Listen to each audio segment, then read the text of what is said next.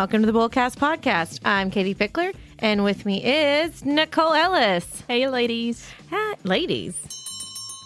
We're overpowering Court today. So. And Court wins it. Hello there.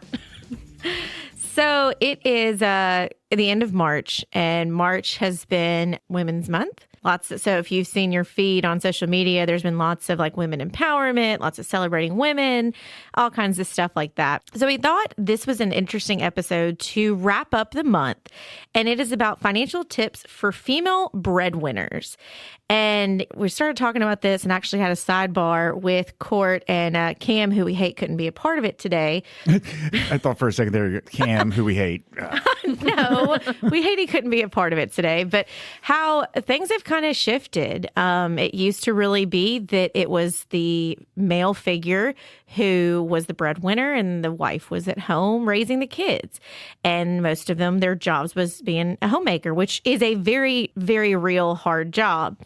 And I think nowadays, more families than not are joint income. Yeah. And a lot of times the woman of the house makes more than the man of the house. So female breadwinners is definitely a thing. That's a total shift. But before we give away our entire outline, we do a list, and we have one this week. Are you trying to like shrink me and just like hold me back?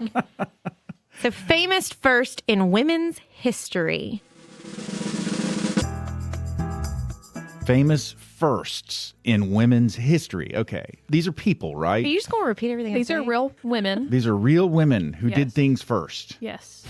All right. Let's go. First on the list is Madam C.J. Walker. In 1919, she was made the first female self-made millionaire in America. 1919. Mm-hmm.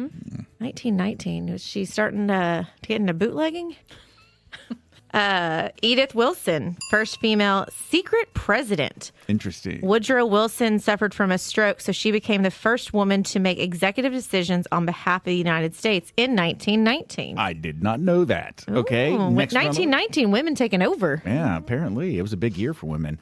Number 3 is Edith Wharton, the first woman to win a Pulitzer Prize for her book, The Age of Innocence. Have y'all read The Age of Innocence? I have not. Have you? I have indeed. 1921.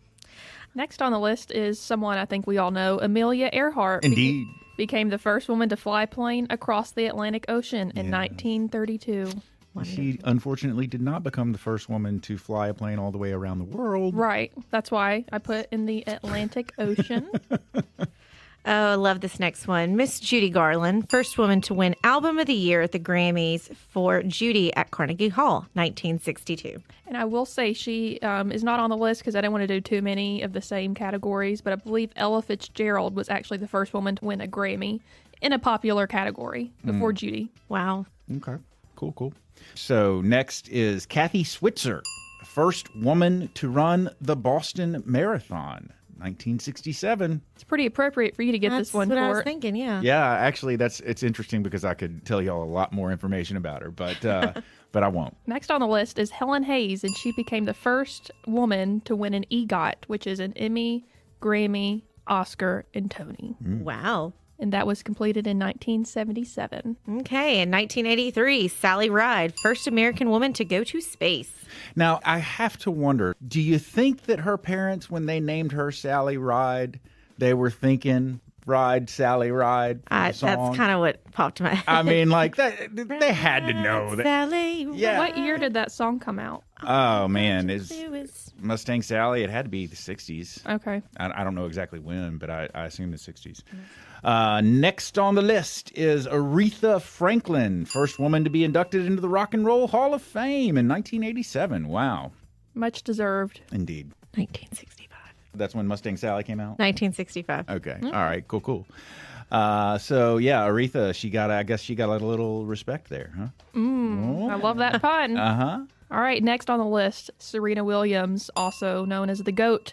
She is the first and only tennis player to accomplish a career Golden Slam. What is a Golden Slam? It means that a player has won each of the 4 Golden Slam tournaments and an Olympic gold medal, and she has done this in singles and doubles. Wow. Catherine Bigelow, first woman to win an Oscar for Best Director for her movie The Hurt Locker in 2010.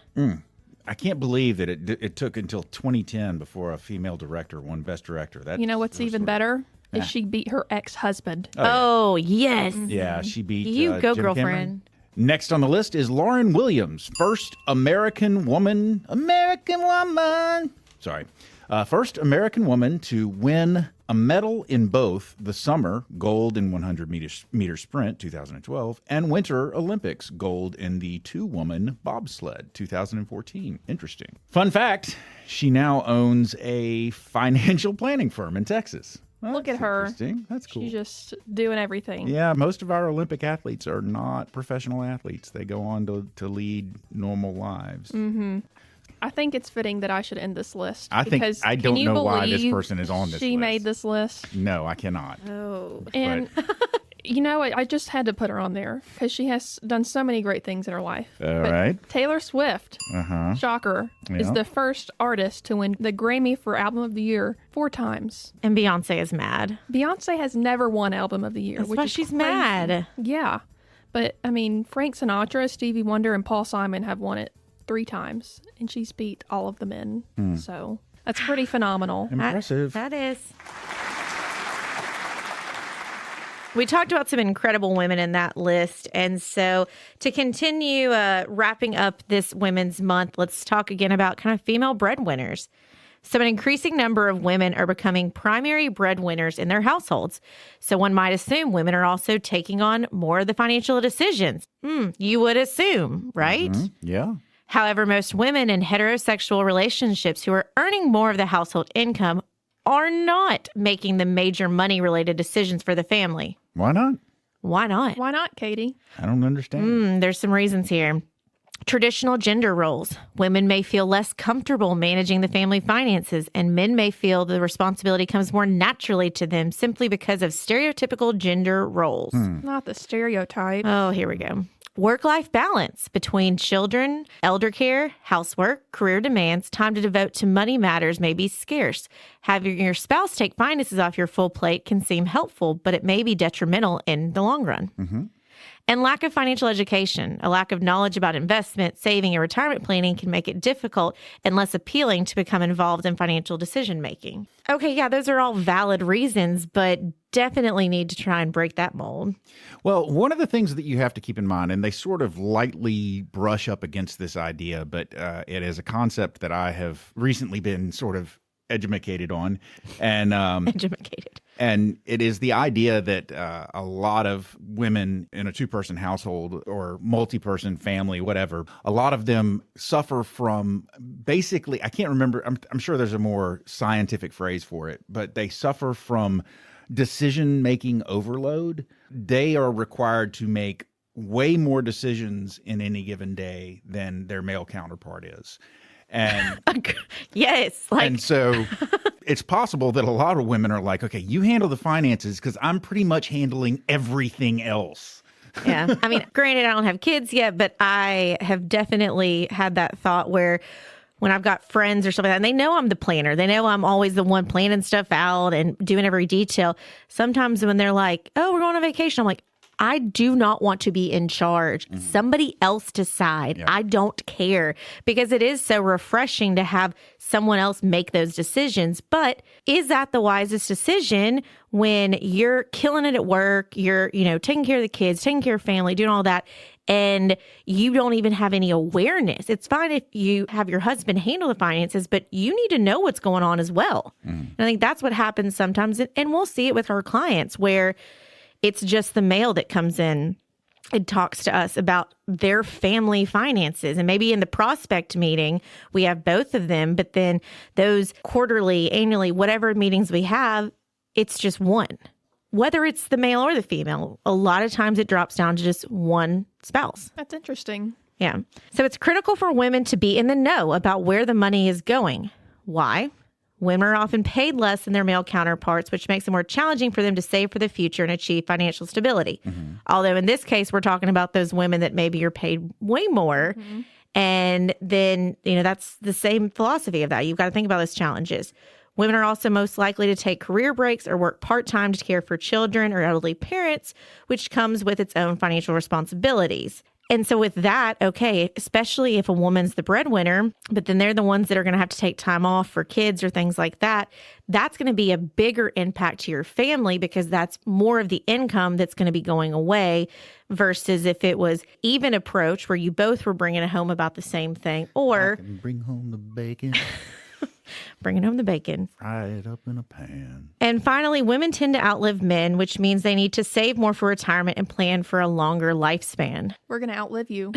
Oh, 100%. Yeah. Well, we already knew. Listen, women have historically had a longer life expectancy. And there's no question, a large part of our focus is frequently on people who, at least when they come to us, maybe not by the time we're finished helping them, but when they come to us, they are at a complete loss for what to do about their finances because they've never taken care of it. And, either they've lost their spouse to death because, again, women live longer, or they've lost their spouse to divorce and they have no idea what they're going to do next. And so we have to explain to them that, first of all, the world is not going to end. You can make it through it, but also here's how these things are going to work, and this is what you're going to do. And obviously, if you're ignoring those finances your entire life because you're just letting your spouse take care of them, then that can leave you in a bad situation if your spouse is ever gone. And I mean, that cuts both ways. If the woman is the one that handles all the finances all the time, then the husband will be. This episode starts out when it's talking about the breadwinners, but it can go multiple different ways. Yeah. And there's always going to probably be naturally one person that's more interested than the other. But my little pet peeve here, number one, if you're talking to a financial advisor and it is y'all's money together, or it's even just all your money, and they're just talking to your spouse and not even trying to explain it to you, that's a red flag. Because I very much try to make an effort when I know that, so if Court and Robin are sitting here, and Court seems to be the one the most engaged, I'm going to at least make sure I check in on Robin and be like, do you want me to explain this to you? And when somebody tells me, I don't understand any of this stuff, so I guess whatever he says, that to me is like, hold on, no. Part of me doing this podcast, part of me being your advisor, I want to make sure you understand. And so I'll at least explain it in a way that hopefully they understand that, because whether you want to know the ins and outs of what securities do you have or whatnot, you need to at least understand, oh, we have money in the stock market, or we have money in, retirement accounts or things like that. You need to have a general understanding, because it could be one of those as well that if it doesn't a divorce, then you need to understand, like, where's all the money and what could happen. And going real deep with this and dark, you kind of need to know what's going on, because if it's accounts that are in just your name and your spouse is in control of it all, then they could be, being kind of risky with your money and conservative with their money. Now, I hope that doesn't happen, but that's why it's good to just kind of have some awareness of what is going on. Well, I mean, there are also some other more practical and or compliance related issues. Like, when a husband comes in and wants to just basically manage all of the accounts that are under his name or under his and his wife's name, we cannot take orders or do anything at the behest of the husband unless he's got power of attorney. Just the fact that he is the husband doesn't mean that he can tell us what to do with an account that his name isn't on. So absolutely. He's trying to tell us what to do with his wife's account. And we're like, sorry, we need your wife's confirmation on this. So, stay involved. Okay, so how do we do this? How are we going to take charge? Indeed. So we're going to communicate openly. I mean, that's smart in a relationship, with whether it's a financial advisor or your spouse.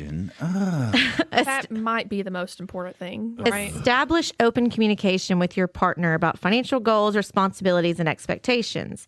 This might also include redistributing household responsibilities, either to your partner or to an outside person or service, to allow more time for you to manage your family's money.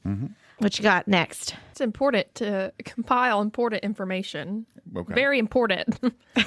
Gather all of your account numbers, passwords, location of assets, anything like that in one area, so you're not scattered trying to find it all. Yeah, I can say that if you haven't done this, again, whether you're the man or the woman or the just whatever, I used to be the one that was in the situation that I didn't know account numbers, and I didn't know what sort of automatic pay stuff Robin had set up, and I didn't know, where everything was, or Robin was being the boss. Yeah, well, she was the banker and I was the lawyer, so Honestly, a power couple. I let her handle all that stuff. And then one day I was like, hey, wait a second. Something happens to you. I'm not going to know what the heck is going on. So you got to have those passwords. You got to know where everything is. You got to know what contracts you've got out there, automatic pay, all of that stuff. You need to know about it and know where it is and how you can turn it on and turn it off. So I guess that's just me mansplaining something that's already been said. Next on the list, really, do we have to go over this again? No, this is kind of the basics. Create a budget, guys. Create a budget. Do it. Yeah. Do it. I'm going to merge these next couple ones, save for retirement, start an emergency fund, purchase insurance. So one of the things that I find very interesting when I do a financial plan is I will run a life insurance analysis for people. And what this is it's to show them how much life insurance do they need on each other should one of them pass away prematurely, or even just to have that covered, because insurance is definitely a tool you can use for investments. And some people prefer self-insurance. Other people prefer, having whole term or having whole life insurance versus term. Lots of different things. We're not getting into that. But I enjoy very much doing a life insurance analysis. And when we run this, and if you just look at salaries, so whether it's the male or the female who has the bigger salary, and obviously if the one with the bigger income passes away prematurely, there's a huge impact with that. You don't have that money coming in. And so sometimes I've had situations where there has been a male that maybe is a pilot or a CEO or something like that, has tons of money, and his wife has a small job or even is maybe a stay-at-home mom. And so if you look at these life insurance policies, it could mean that the husband needs, $2 million on his life and the wife only needs $150,000. And I tell them, I said, look, that's what the numbers say, but that's not reality. Because let me tell you this, and I look at the husband or wife, depending on which one it is, and I say, if your spouse was to pass away, that $150,000, yes, that would cover her impact of her Social Security that would have been coming in, her income, all of those things like that. But what are you going to have to do with these kids? Who's going to take them to and from school and from their activities? Who's going to take off work when they're sick? You are going to have money set aside to then replace the economic engine that is the non-primary working spouse that is really the caretaker. And so whether that is the male or the female, that is something that we've yet to really quantify into an amount because it is something that is hard to plan for. But I throw that out there to tell you, if somebody does a life insurance analysis like that, really just kind of take a second to really think about that, because there is a lot more than what numbers can actually crunch. I 100% agree. Yes. Obviously, that is very true. The impact of a person who has no income for the job that they're doing, if it is a job of managing the family, then I guarantee you that person's absence is going to impact the survivor and impact them financially, because you got to have somebody that's doing all the stuff they were doing. I have Mr. Mom in my head right now, the Michael Keaton movie. Oh, so great, where he was the big earner, and then he got laid off and had to come home, and he's taking care of the family. She got a big time job. And just the struggles that he had, but also the appreciation of understanding all the different people that are coming in, needing to work on the house, the kids, all of that. It's a lot of moving factors that people may not know about. Yeah. I guess fitting that this one goes to me. So the next one is get your estate documents in order. So obviously, if you are the major breadwinner of the house, then you need to make sure that you have a plan for how your estate will be handled if you should. If you should die, but that's not what I want to say. I was thinking, die? Yeah, if you should pass away unexpectedly, basically.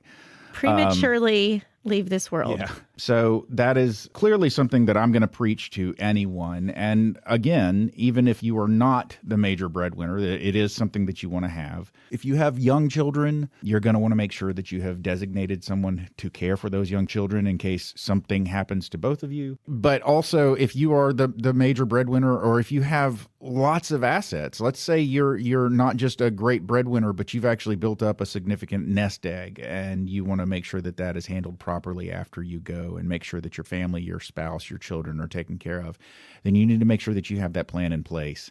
So definitely go and get an estate plan. It's not on here, but I think this is fitting to go next. Other things to kind of think about is Pension plans are not so much around anymore. They're very few and far between. But whether it's you or your spouse, making sure you understand the beneficiaries and their survivorship of them. Because if you have a pension, then there's like 100% survivorship, single life. Those are things to really think about as well. And so as you're kind of understanding all of this, making sure that, you know where these are. If you were to get divorced, making sure you go back and check those beneficiaries and learn about personal finances is the other big thing. Attend workshops, listen to Bullcast podcasts, read books, consult with financial advisors, understand the investments, retirement plans, the different instruments and tools you have, because you don't have to know the ins and outs of it.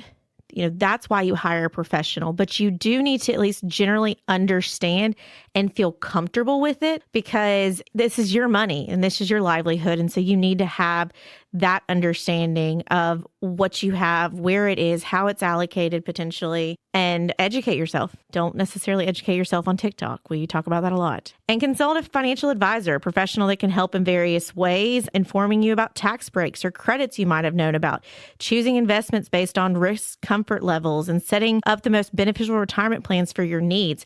Again, finding somebody who cares about you and doesn't make it seem like a cookie cutter, like, with somebody like you, we do this or whatever. No, find somebody who listens to what keeps you up at night. What are you curious about, that really tries to find out what are your dreams and goals? How can we make them happen? I'm going to go a little darker again. Oh, my word. Sorry. The whole point of this is talking about female breadwinners, or, it could be male breadwinners, whatever it is.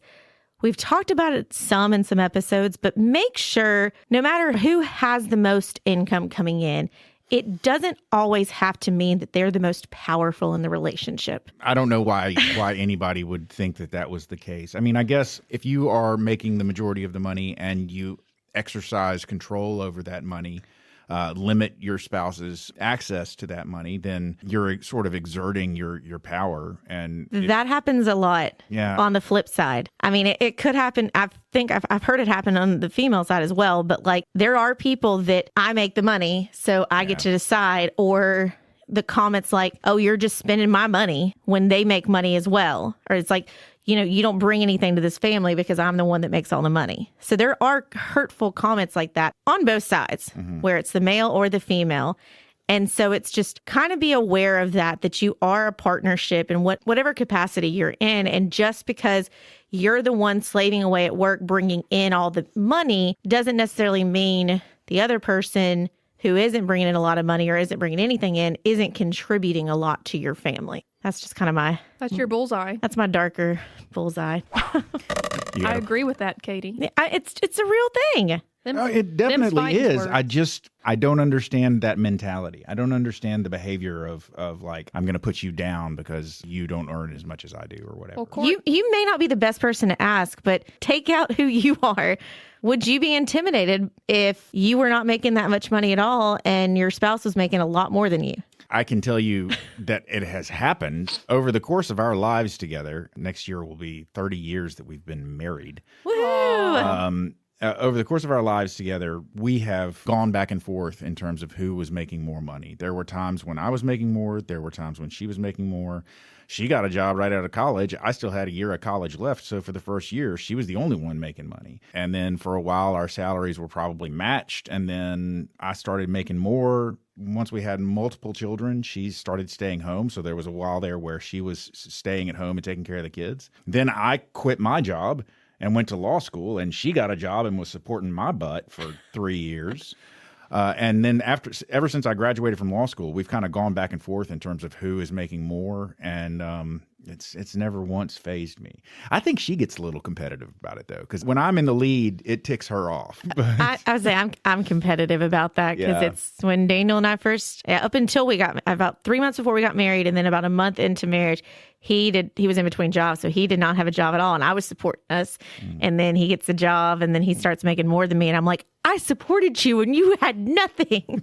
Welcome to the car business. Yeah. And that's so, I mean, yeah, I definitely have some competitive. And speaking of the car business, because some of the individuals that are up there, their wives don't work. And so they'll do some little boy locker room talk and be like, my wife spends all my money and da-da-da-da. And the first time Daniel came home spouting that crap, I was like, sir, I make money too.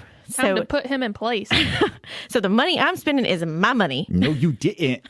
And Court, I think I should just say you're a good cookie. I don't know what That was means, but- you and Robin are just a power couple, like I said earlier. Well, I just want you to know that. we've had a long time to figure some stuff out. Well, that's okay. Yeah. She's my lobster. Anyway, Aw. with careful planning and with, management and communication with your partner, you can achieve financial stability and help ensure a secure future for yourself and for your loved ones. But I really think that the key to all of this is you got to know what's going on. Whether you're the major breadwinner or the other contributor, the other family contributor, it doesn't matter what your position is. Both people should know what is going on financially. And that obviously all starts with proper communication. Mm-hmm. And so we kicked off this whole thing with communication is key, and it really is. Do not be scared to ask questions. I was telling somebody the other day about this podcast. The whole reason it was really started was because a lot of people are scared to ask the questions in front of their financial advisor. They're like, what is this stock again? And what's the difference between a mutual fund and an ETF? And it's like, look, these are complicated questions. So do not feel like you are at a certain age or a certain status symbol. Like, you are great at what you do. Your partner, your financial partner, your legal partner, tax partner should be the ones that are experts in their field, but they also should be able to then explain it to you in a way that you at least understand what they are and your questions are always answered. Nicole, what you got? I was going to say, at the end of the day, this is what I do to pump myself up. I'm single, okay? So I'm not in any kind of breadwinning. Single ladies. I'm not in a breadwinner situation. I am my own breadwinner. You are, yeah. Just turn on your music and, Helen Reddy, her song, I Am Woman. Uh-huh. Ladies, you are strong and you are invincible and you are woman and you can do this. I love it. There's also a song, I don't know if you know this, by Casey Musgraves called Breadwinner, and it's pretty. I'll You check should it listen out. to it just for this episode. Oh, there's the closing bell. Ladies and gentlemen, you've made it to the end of yet another episode of the Bullcast podcast. If you liked what you heard and you'd like to hear more, please feel free to go to your favorite subscription service and sign up to have our podcast delivered directly to your device every single Thursday at noon. If you would like to find out more about Court, Katie, Cam, or Nicole, please feel free to go to bullcastpodcast.com. We've got some bios up there. We've got a little place where if you want to, you can leave a comment or suggest a topic you'd like to hear us talk about, or, just say hi.